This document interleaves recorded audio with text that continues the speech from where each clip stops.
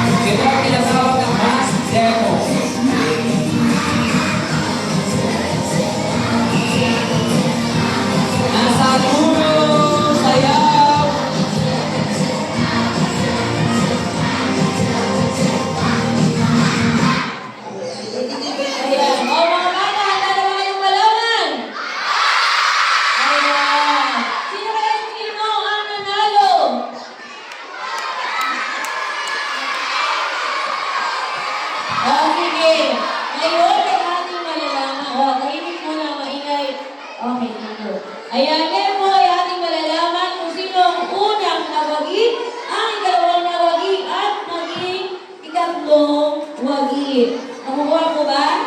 Basal-basal na. Tignan natin sino malakas kay Lord. Ayun. Ang first place ay siyang lalaban sa category A. Siya ang magiging representative ng grade 3.